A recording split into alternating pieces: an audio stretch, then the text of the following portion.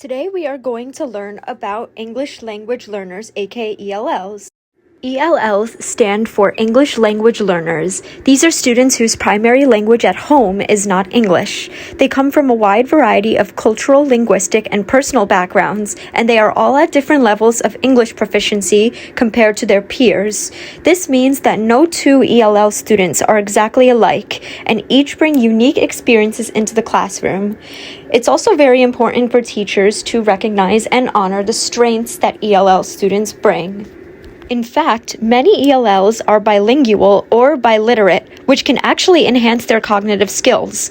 They come from diverse cultural backgrounds and enrich classroom communities and show a sense of strong determination and adaptability. To ensure success among ELL students, teachers should help them develop both English language proficiency and knowledge of academic content.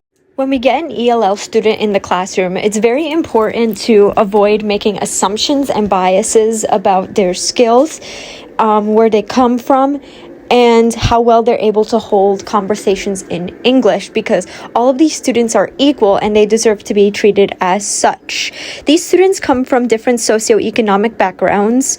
They might have a broad range of school experiences, so that means they might go to school in maybe their home country, and they may be able to listen well and hold a conversation, but just maybe not as fluently in English as the rest of their peers. In class, we learned that ELL students go through 6 stages of acquiring English language. The first is pre-production, and this is where the student goes through the silent phase. They're sort of absorbing information like content and their surroundings. The second is early production, and this is where the student begins to learn and speak small English phrases, but they're still making mistakes. The third stage is where their speech is actually starting to emerge really well. It's becoming more frequent. Their sentences are becoming a little longer. However, they're still heavily relying on context clues and sticking to what they know. The fourth stage is beginning fluency, and this is where the student is able to comprehend and speak a language without mistakes.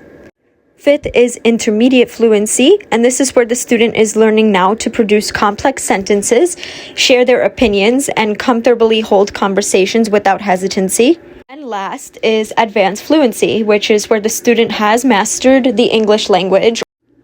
Lastly, it's very important for teachers to act as guides for English language learners. They have to show a lot of patience and understanding that language takes time. They have to scaffold their instruction with visuals like sentence frames. I've mentioned it before, valuing and respecting their home language and cultures is so important, and they should be used as springboards for when we plan lessons and to celebrate the progress of your student, because every step matters. Thank you everyone for watching. Hope you guys have a great rest of your day, and thank you so much to Dr. Hammond for his support these past 7 weeks. Bye!